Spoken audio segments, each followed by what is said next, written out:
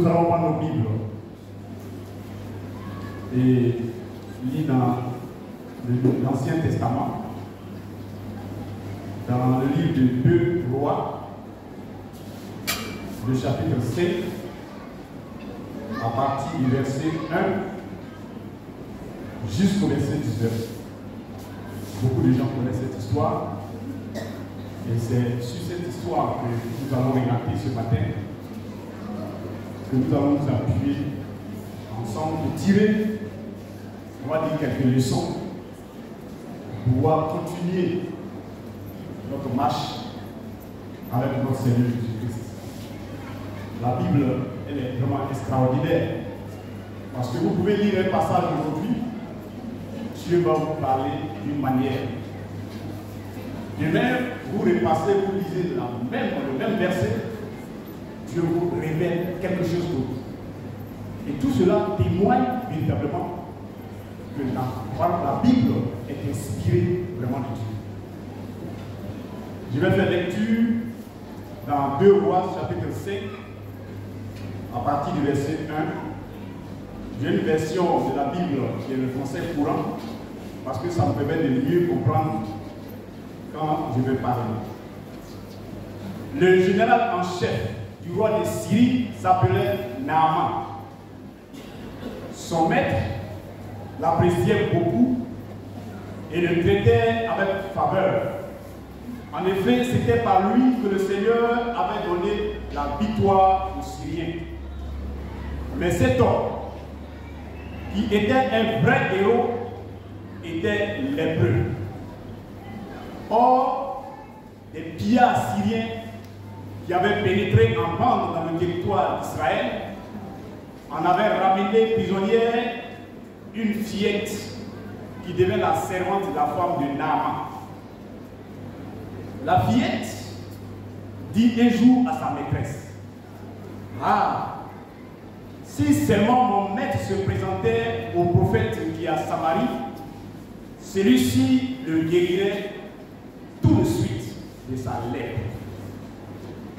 Naaman alla parler au roi de ce que la petite servante israélite avait dit.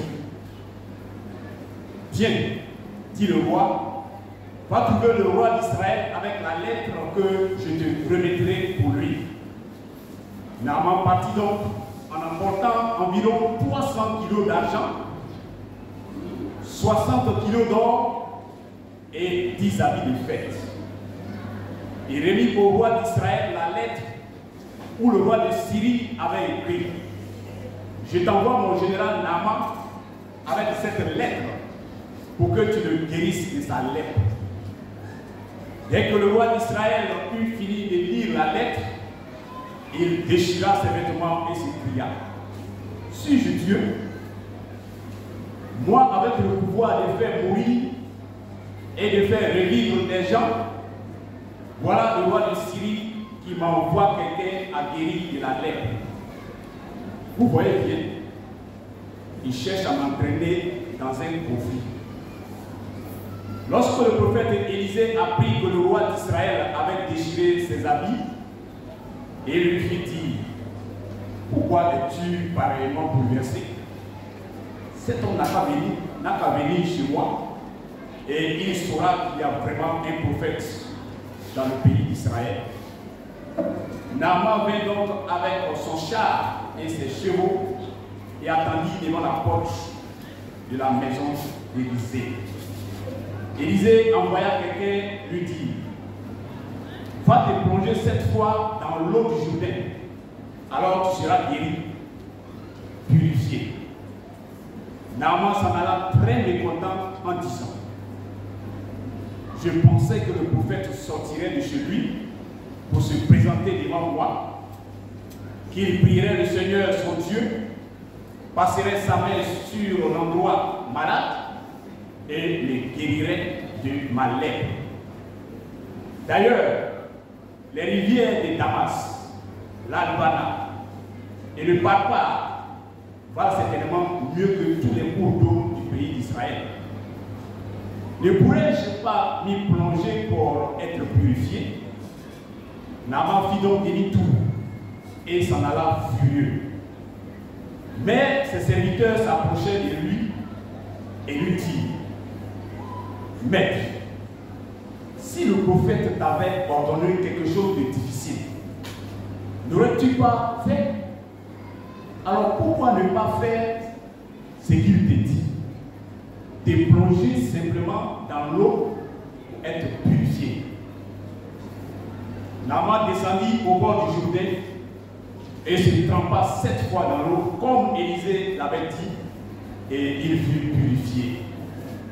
Sa peau relevait semblable à celle d'un petit enfant. Aussitôt, il revint chez le prophète avec tous ceux qui l'accompagnaient.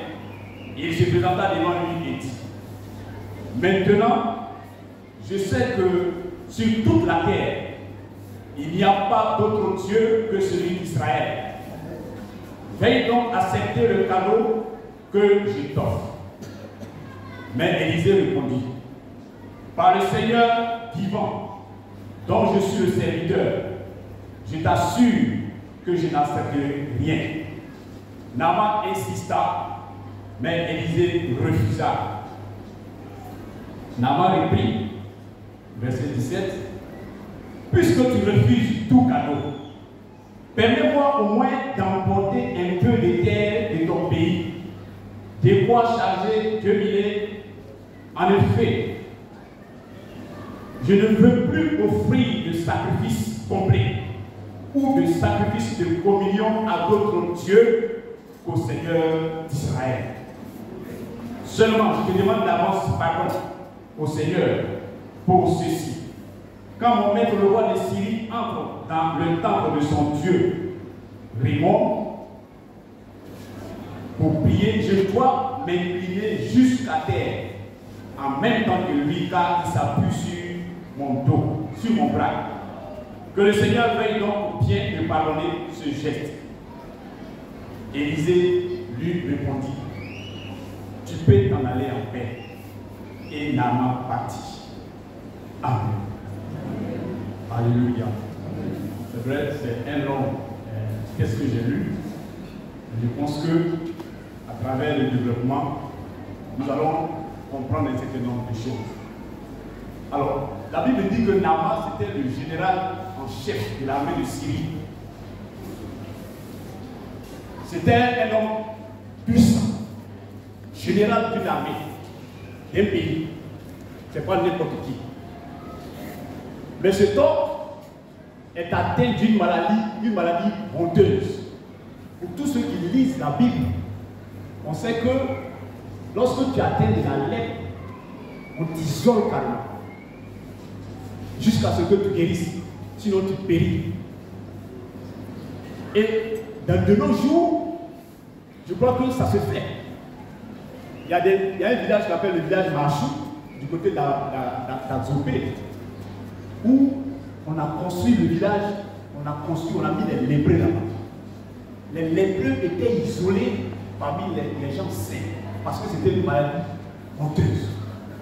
Et ce général, malgré ses galops, malgré son armada, avait quelque chose qui était honteux.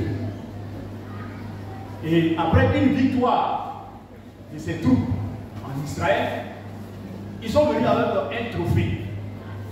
Ce trophée-là, c'est une petite fille qui va servir de servante à sa femme. Vous savez, les servantes ont toute notre biographie dans leurs mains. Les domestiques qui sont chez nous, ils savent tout de nous. Donc cette petite fille, on ne sait pas par quelle agile, a découvert que son patron avait la lèpre. Et elle va en parler à sa maîtresse. Pour lui dire, ah, si vraiment il pouvait aller en Samarie, il y a un prophète de Dieu là-bas qui est capable de guérir. La femme n'a pas gardé le secret. Elle allait en parler à son mari. C'est vrai que souvent on dit les hommes refusent d'écouter les conseils de leur femme. Mais là, il n'avait pas le choix. Parce que c'est une maladie qu'il a traînée depuis longtemps, il cherchait à guérir. Et voilà une opportunité qui se présente à lui. Il est général d'une armée à la tête et roi, qu'il estimait bien. Il va en parler donc au roi. Et le roi ne va pas hésiter, puisque Israël est déjà un vassal de la Syrie. Ce roi-là, c'est moi qui le commande. Donc ça, il n'y avait pas de problème.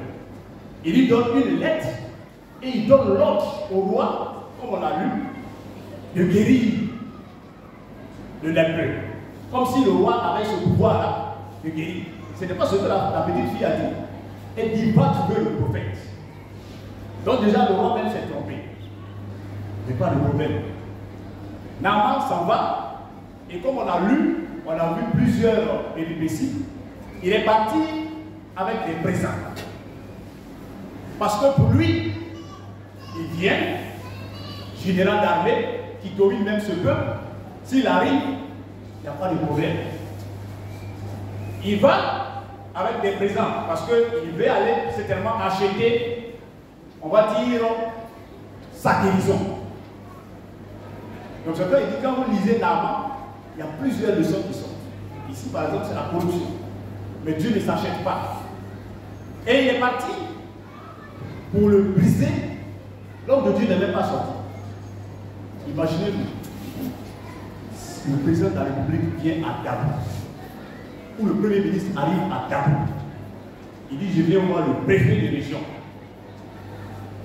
Et puis le préfet envoie, même dans le secrétaire général, peut-être il envoie un sous-préfet d'un village et puis il va lui dire ceci.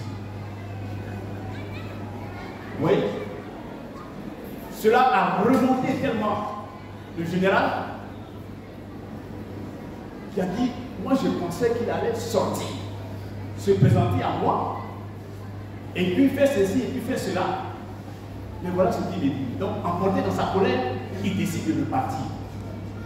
Heureusement, il était accompagné des gens qui avaient quand même une certaine hauteur d'esprit. Et ils ont essayé de le convaincre. Il dit, attends, ce que le prophète te dit, qu'est-ce qu'il y a de difficile? Si tu avais demandé d'aller toucher la lune, certainement que tu l'aurais fait. Mais aller se jeter cette fois dans l'eau pour être purifié, où est le mal? Il a été saisi, il s'est repris et il est descendu de son cheval. Pour ceux qui sont nés au bord de l'eau, vous voyez que l'eau est toujours en bas et puis peut-être on testait un peu à hauteur. Donc il est descendu et il allait se plonger, se dépouiller de son costume de général pour aller se mettre certainement nu pour plonger dans l'eau. Et ce que l'homme de Dieu a dit, c'est exactement passé. Et c'est là qu'il va confesser, pour dire qu'il reconnaît maintenant que sur la terre, il n'y a pas d'autre Dieu que le Dieu d'Israël. Je voudrais ce matin que tu retiennes cela. Il n'y a pas d'autre Dieu sur la terre, sous la terre, au-delà de ce que Dieu que tu adores. Peut-être que tu ne vois pas. Mais ce gars-là, il a confessé. Et voilà qu'il va mettre en route ce qu'il avait en esprit. Il veut acheter la conscience de l'homme de Dieu. Et il a dit que le Dieu que j'adore, je vais te dire que je n'accepte pas. Dans la poursuite de sa repentance, il va dire, c'est vrai, comme tu ne veux pas vraiment prendre le présent. Mais ce que je vais dire, c'est que désormais, je ne vais plus adorer d'autres dieux. Je ne vais plus faire de sacrifice complet, ni de sacrifice de communion, si ce n'est au Dieu d'Israël. Mais permets-moi que je puisse prendre ne serait-ce qu'une partie de la terre, du sable, de cet endroit où ce Dieu-là est le Dieu vivant, pour partir en termes de témoignage. Comme ça, je vais toujours me rappeler chaque fois que peut-être je vais essayer d'aller de l'autre côté, que j'ai avec moi la terre d'Israël sur laquelle j'ai reçu ma guérison. Pris sur le plan spirituel, cette terre-là, c'est la parole de Dieu. C'est la Bible. Il est parti avec, parce que ça lui rappelle ce que ce peuple-là est. Donc aujourd'hui, nous avons la Bible, qui est le trésor dans lequel, souvent le pasteur M a dit, le monde a puisé tout. Les insignes de, on va dire, la pharmacie, la médecine. Ce n'est pas le serpent des reins. Comment administrer, on va dire, un pays où, on va dire, je ne sais pas, toute une structure. Ce n'est pas l'exemple de Jéthro, le beau de Moïse, qui lui a donné comment il faut gérer les choses. Nous avons un trésor. Et souvent, nous l'oublions. Et nous allons pour prendre d'autres.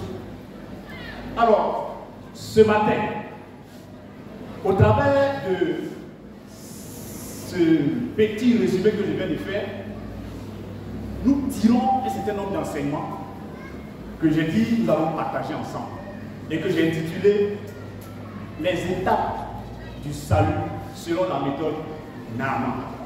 On pouvait dire les étapes de la délivrance, les voies de notre salut, etc. etc.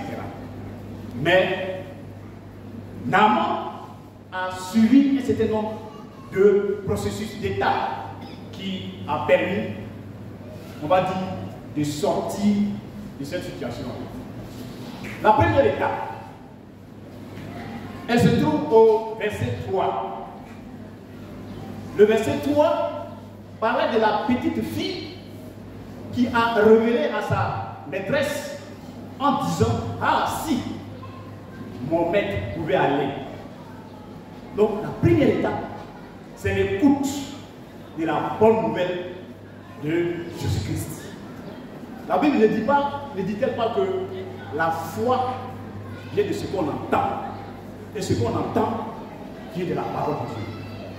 Il a fallu que le général écoute cette bonne nouvelle qui est venue de cette petite fille, qui est moins que rien. Et là, quand j'ai lu cette partie-là, je me suis rappelé, pour ceux qui sont des anciens, de cette histoire de la fontaine, qui présentait le lion et le rat. Cette femme-là, je ne sais pas si les gens connaissent. Le lion, le roi, on va dire, de la brousse, s'est vu pris au piège dans un filet. Il est resté longtemps couché là. Il n'avait, on va dire, aucun moyen de sortir, malgré sa force. Il a fallu un petit rat pour commencer à couper tout doucement le filet, jusqu'à ce que le lion sortit. Et la fontaine a donné, on va dire, une orale qui dit on a souvent besoin d'un plus petit du soir. C'est pas les plus anciens se rappellent. Nous, on a récité à l'école en tout cas. On a souvent besoin d'un plus petit du soir. C'est cette petite fille qui va révéler au général cette possibilité d'être béni. Donc, dans cette voie du salut, la première étape, c'est écouter la bonne nouvelle. Chacun de vous peut rendre son témoignage. C'est au travers tout à l'heure, notre frère a rendu son témoignage. C'est au travers des témoignages rendus par les uns et les autres que beaucoup d'entre nous sont venus au Seigneur. C'est au travers aussi de la parole de Dieu qui nous a été prêchée que notre cœur s'est ouvert pour que nous acceptons Jésus-Christ et que nous marchions avec lui. Première étape, donc, écouter la parole, la bonne nouvelle de Jésus-Christ.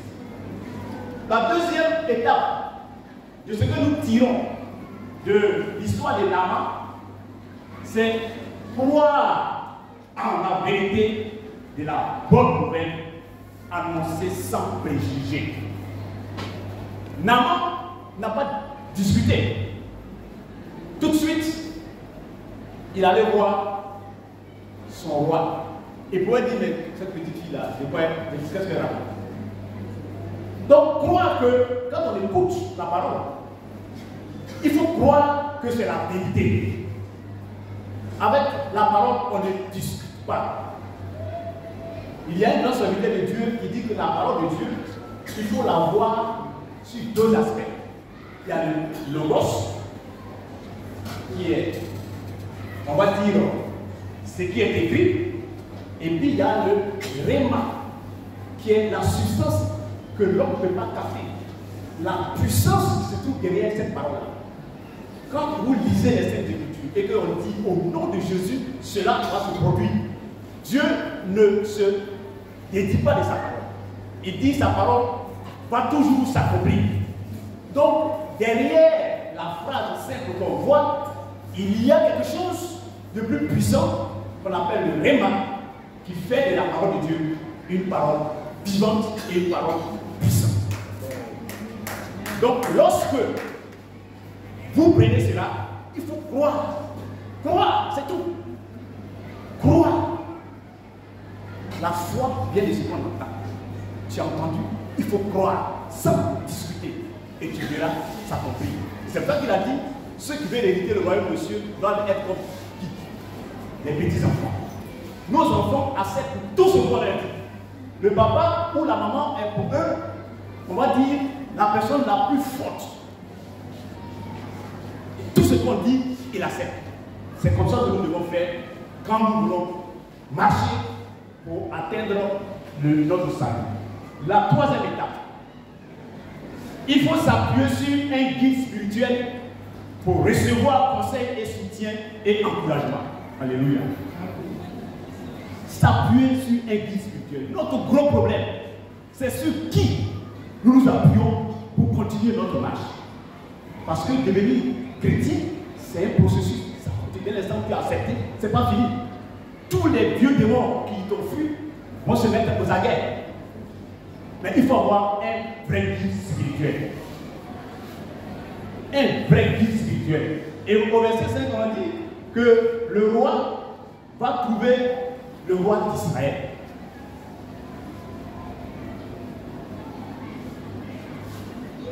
Le général est allé se confier à son chef, qui lui a donné la voie à suivre. Qui est ton guide spirituel? Avec qui, à qui tu te confies? Parce que, on dit les bonnes compagnies, les mauvaises compagnies du moins, corrompent les bonnes mœurs.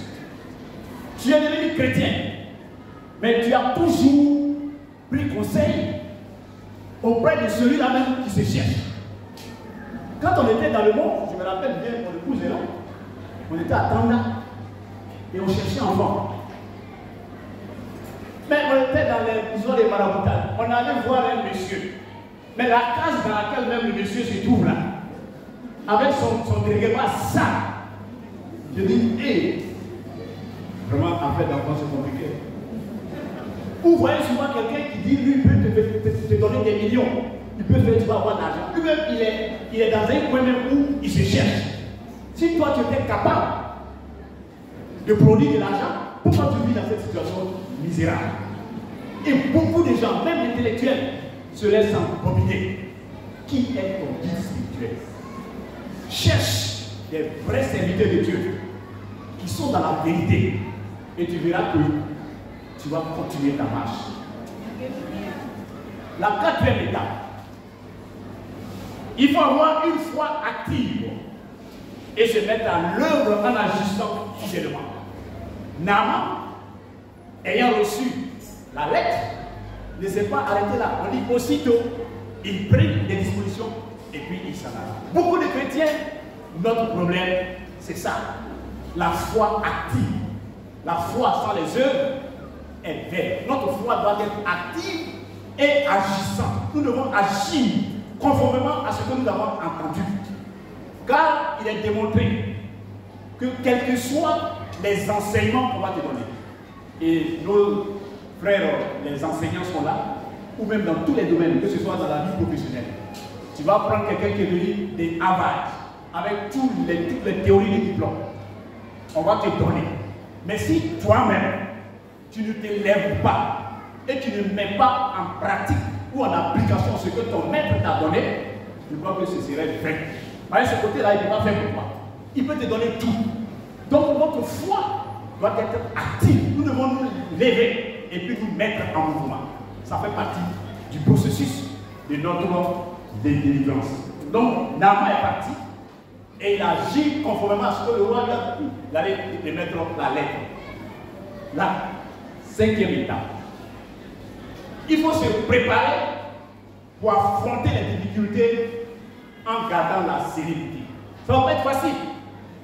Je l'ai dit, vous êtes dans une famille chrétienne ou non chrétienne, païenne, qui ne voit pas la même chose que vous. Et puis du coup, il y a un coup de paix de malheur, vous dites que non, moi je ne le fais plus.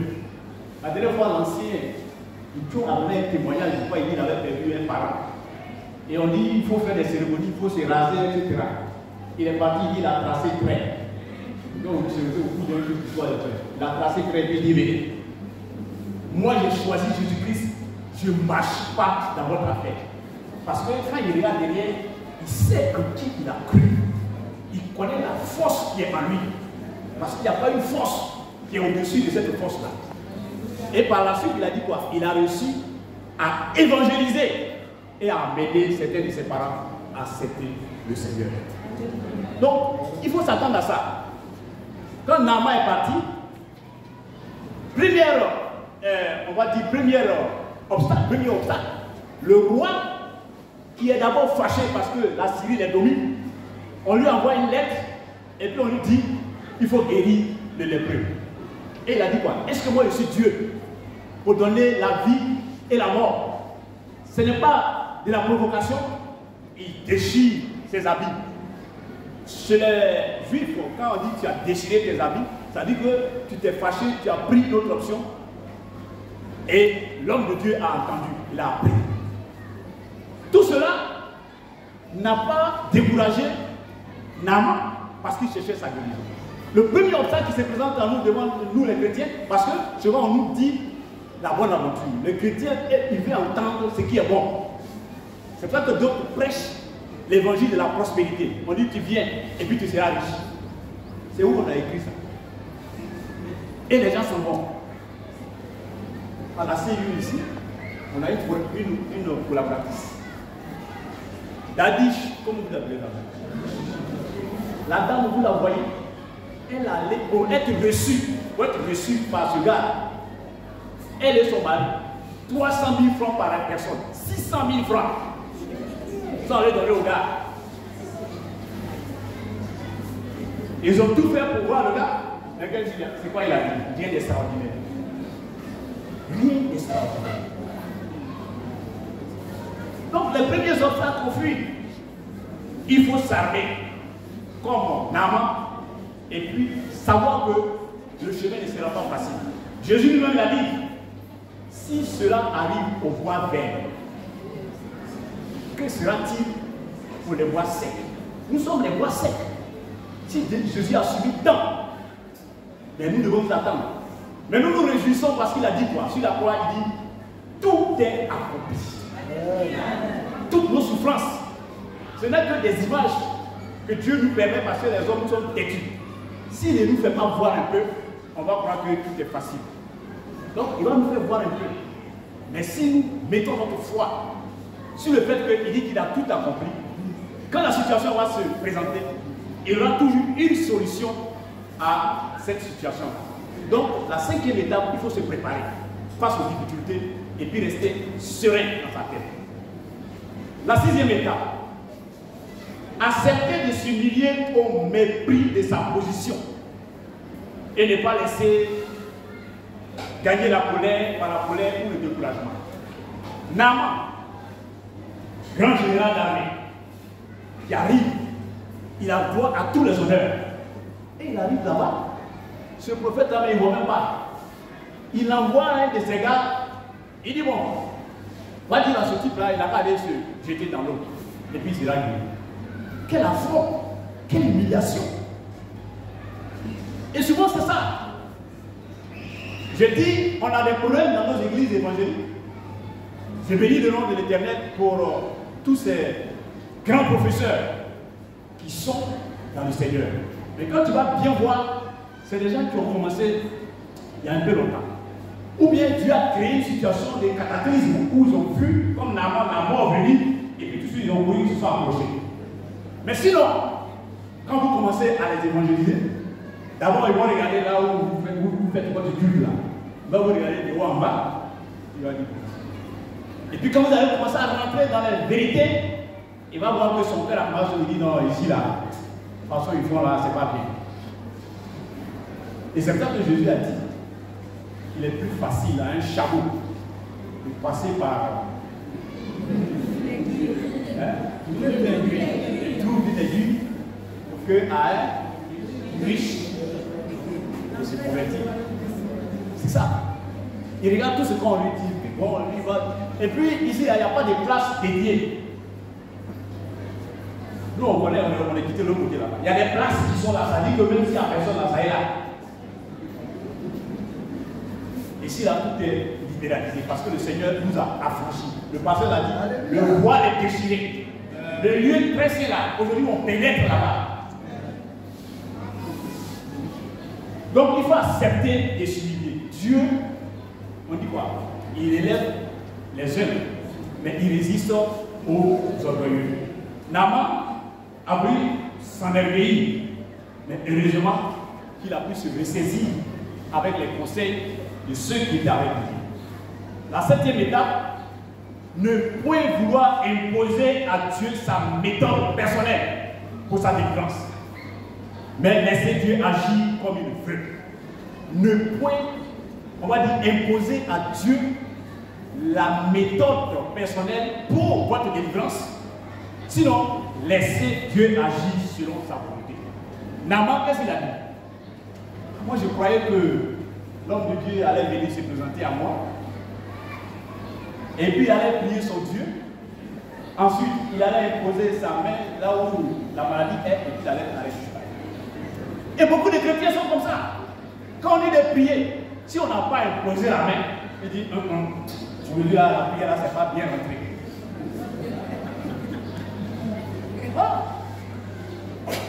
Il faut qu'on impose la main. C'est nous-mêmes qui allons dire à Dieu comment nous devons être guéris. Dieu est souverain.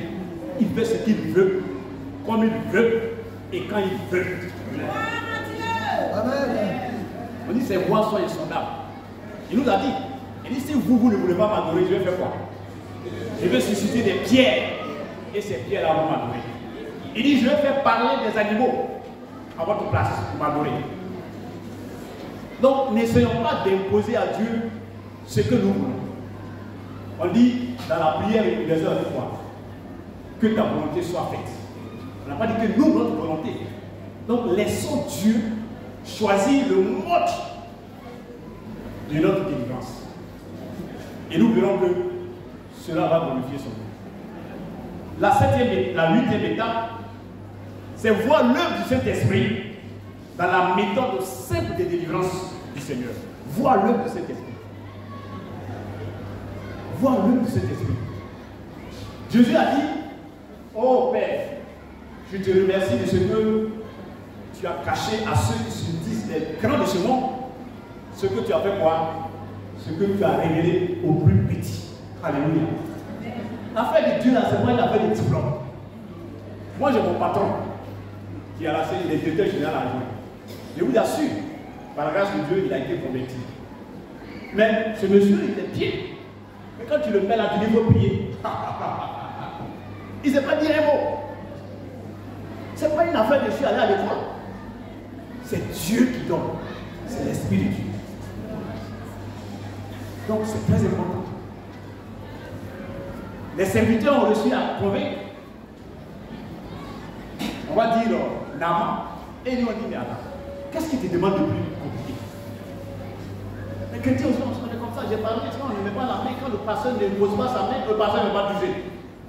Parce que quand on est là, on dit, venez, on va prier là. Tout ce qui nous intéresse là, c'est qu'on vient nous toucher.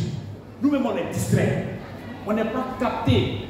Le pasteur n'est qu'un instrument, un canal par lequel l'Esprit de Dieu passe. Et le Seigneur a dit quoi? Dans les derniers temps, je répandrai de mon esprit sur toute chair. L'Esprit de Dieu est en toi. Et si tu crois, tu verras sa gloire. Alléluia. 9e étape. se repentit sincèrement pour obtenir sa délivrance. Alléluia. Le verset 14. On dit Naaman, il est descendu dans le Jourdain. Il s'est trempé dedans 7 fois. Et puis il a reçu la guérison. Ça, c'est le signe d'une nouvelle naissance. Après s'être repenti, après avoir fait bonne face, sous le conseil de ses amis, de ceux qui le suivaient, il est redescendu. Il a suivi la voie de Dieu. Et il allait se mettre dans l'eau. Le fait de se plonger 7 fois dans l'eau et d'en sortir, il devient une nouvelle créature. Ceux qui sont en Christ sont une nouvelle créature. Les choses anciennes sont passées. Toute chose est devenue nouvelle. Et par la suite, on va voir, quand il va confesser et dire qu'il n'y a pas d'autre Dieu sur la terre que le Dieu d'Israël. Il faut se repentir sincèrement. Est-ce que nous sommes repentis? Parce que se repentir, c'est d'abord reconnaître, confesser, donc dire de sa bouche. Et puis, la troisième chose, abandonner. Est-ce que nous avons abandonné? Telle est la question. On dit le chien retourne toujours à ce qu'il a abandonné. Beaucoup de chrétiens, leur problème c'est ça. Notre repentance n'est pas sincère. Ça n'a pas touché notre profondeur. On est superficiel. Et quand c'est comme ça, nous ne pouvons pas continuer dans la marche vers notre salut. 10e étape, l'avant-dernière, accepter Jésus-Christ comme Seigneur et Sauveur personnel de son âme. Alléluia. La repentance nous a conduit à naître de nouveau. Mais ce n'est pas fini. Nous devons accepter Jésus-Christ comme notre Seigneur et notre Sauveur personnel. Notre Seigneur. Il n'y a pas d'autre Seigneur. Et notre Sauveur personnel. Est-ce que quand nous regardons notre vie, on n'a pas d'autre Seigneur? On n'a pas d'autre Sauveur à qui on se fie? On a eu le témoignage de notre maman qui,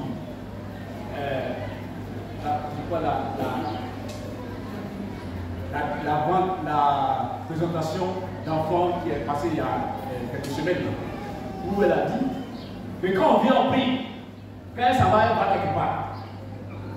C'est-à-dire que là, elle croit à Dieu. Elle fait dedans, elle fait dehors. Et il a fallu que l'homme de Dieu lui dise non, Dieu dit ne partage pas sa gloire. Elle a fait son témoignage. Est-ce que Jésus-Christ est notre Seigneur? Quand il dit qu'il est notre Seigneur, ça dit qu'on ne jure que par lui. On dit, nous tous on a confessé, quand on est venu à Christ, je reconnais que tu es le Fils de Dieu, je te prends aujourd'hui comme mon Seigneur et le Sauveur personnel de mon âme. On a dit cela de la bouche, mais est-ce que véritablement Jésus-Christ est notre Seigneur et le Sauveur personnel de notre âme? Nous devons nous le voir. La dernière étape, l'étape finale, que tous nous recherchons et nous voulons maintenir, c'est marcher avec lui jusqu'à la mort. Alléluia. Marcher avec lui jusqu'à la mort.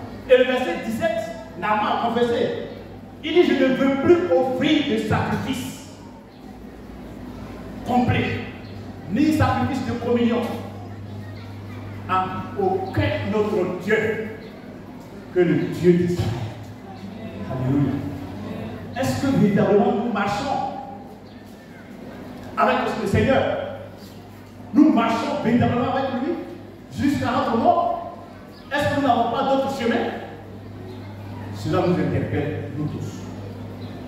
Il ne fera plus de sacrifice autre que le sacrifice qu'on donne à Dieu. Et Romains chapitre 12, les 2 premiers versets, l'apôtre Paul dit, il dit, puisque Dieu a fait ceci pour nous, ce que nous devons faire maintenant, c'est quoi? C'est d'offrir notre corps comme un sacrifice vivant. Ce qui sera pour nous un culte à Dieu. Le culte que nous devons donner à Dieu, c'est de nous offrir. Il a déjà fait. Mais c'est un sacrifice, c'est une offrande où tu ne meurs pas. Une offrande où tu es vivant. Alléluia. C'est ce que l'apôtre Paul nous recommande. Et c'est ça qui doit être, on va dire, la fin de mon enseignement de ce matin. C'est plus comme un enseignement. Et je voulais vraiment bénir le nom du Seigneur. Et nous avons